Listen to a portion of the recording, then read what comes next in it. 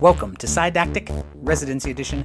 I am Dr. O'Leary, a psychiatry resident in the National Capital Region, and as of today, unless there are any surprises, I am confident that my residency will let me continue on as a third-year resident. However, I do not speak for my residency, or anyone else for that matter. What I say here is my own opinion, and take it for what it's worth. This is an episode to report updates in the DSM-5 TR, text revision, that can be practice-changing. I will also divulge a little about myself and how my philosophy and values have changed over time. In particular, I'm reminded of how I have struggled to understand transgendered and other gendered individuals. I should disclose here that I'm 43 years of age as I speak this, which means that I grew up in the 80s and 90s. When I was young and heard the word trans, the only thing that I thought of were men who dressed like women. The term transvestite was all I knew. I was wholly ignorant of anything else. And by wholly, I mean WHOLLY and HOLY. I grew up in a culture, religion, and a family that paid very little attention to this issue. But I have no excuse for ignorance anymore. As a physician and a human, I have needed to grow in my understanding of what is real and what is possible in this world. I also have a bachelor's and master's degree in biology, and what I was taught as dogma in my church and in my home was also taught as dogma in my biology class. Humans have two sexes and two genders. Now, there are creatures who have sexual and gender characteristics different than humans. Some creatures are asexual. Some can be asexual, like reproduced by binary fission or mitosis, or sexual, reproduce with gametes. Some have binary forms, male and female, that produce different complementary gametes. And some have binary forms that can transition into the other sexual form. That's like changing from male to female. Some creatures are hermaphroditic and can take both sexual forms at the same time, which means basically that they can fertilize their own eggs. However, when it comes to mammals and humans in particular, I was taught that there are two forms, male and female, and anything else is an aberration. A mistake. I assumed that sexual reproduction is something we must do, and to do otherwise is wrong. I have put that idea to rest. Humans are not sexual or gender binary, and they never have been. The presence of certain sexual organs, functional or not, do not determine gender. Chromosomes and sexual characteristics are not deterministic of sex or gender. Neither do genes determine sexual or gender characteristics. There are some genes and some chromosomes that under certain environmental and developmental conditions have a very strong effect, but this effect is not in any way universal, nor should it be, nor is it necessary for the sake of our species? I've come to realize that to call something an aberration or a mistake is the aberration and the mistake. It is a value judgment. It assumes that something was meant to be a certain way for a reason that is predetermined and correct. This is simply not true. I could go into details about the biological examples of sex and gender, quote, mismatch, unquote. I could tell you about XY females and androgen insensitivity and XXY individuals given the diagnosis of Klinefelter syndrome, or XYY individuals given the name supermales. But that would be assuming that the chromosomes and their genes are what matter. What matters ultimately is the expression and experience of gender in the individual. What matters ultimately is the expression and experience of gender in the individual. This is the value that I present here. It is the embrace of this value that drove some of the changes in the DSM-5 text revision. I'm not going to tell you that the DSM is the Bible that tells us how to relate to our patients. It is not.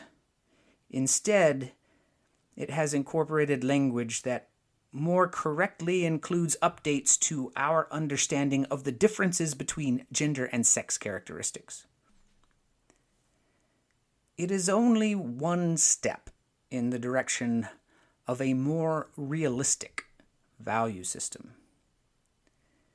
Later, I'll present an episode on the diagnostic criteria of gender dysphoria, which is a thing different from gender expression. For now, I will focus on how words in the DSM text were changed to be less ignorant and more inclusive. Now, I've heard the term culturally sensitive language used to describe it, but I feel like that misses the point. I prefer the term more inclusive or more applicable language, because the point is not to be sensitive to a culture. The point is to be more correct for our patients. First, I want to highlight the change of desired gender to experienced gender. The term desired gender, while not technically incorrect, non-binary and transgendered individuals have the desire to have their gender recognized, but it assumes that desire is the primary motive force. Everyone, including cisgender individuals, those whose gender is already affirmed by our historical expectations, desire that their gender be recognized. We desire it because we experience it. Whether you feel male, female, some combination of both, some gender as of yet unrecognized by others, or completely lacking gender altogether, that is the gender you experience. You desire to be you. Next, cross-sex medical procedure was updated to gender-affirming medical procedure, and cross-sex hormone treatment to gender-affirming hormone treatment. Now, to call something cross-sex is to make two mistakes. One of these mistakes is to call it cross.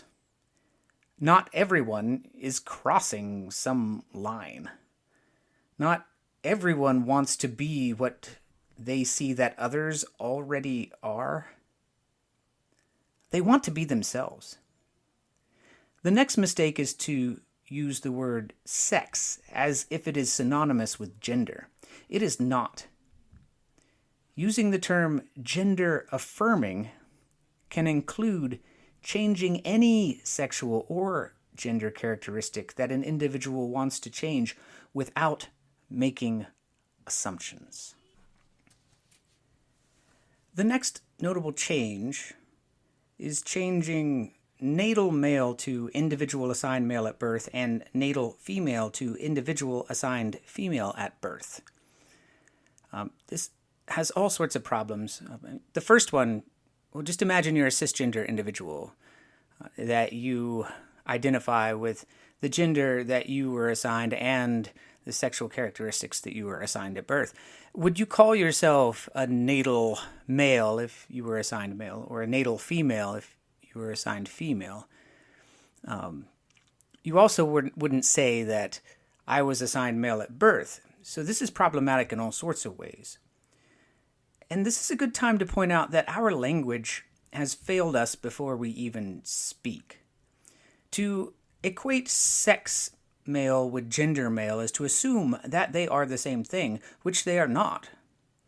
And the same is true for females. However, as a society, we don't have good words to integrate into our collective understanding. in order to speak them differently. That's why we have to note assigned at birth as a qualifier. In the future, we should consider separating gender expression from sexual characteristics entirely in our nomenclature. The last thing that I'm going to note is that the term differences in sex development in the DSM TR replaced the term disorders of sexual development noted previously. This is a good enough change for now, and it also suffers from the lack of clarity between what is gender and what is sex. If you have made it with me this far, I thank you for giving me the time to vent. What I'm really doing is struggling with my own demons and trying to solidify in my mind my nascent understanding of gender and sex, and what I don't understand about gender and sex. It's a struggle that we all participate in. Also, I would beg of you to be kind to us gender travelers like me, who also happen to be quite a bit older. Point out when we're wrong or uninformed. And yes, judge us, but please do so with some clarity, some charity, and some patience. Thank you very much. I am Dr. O, and this has been an episode of Psydactic Residency Edition.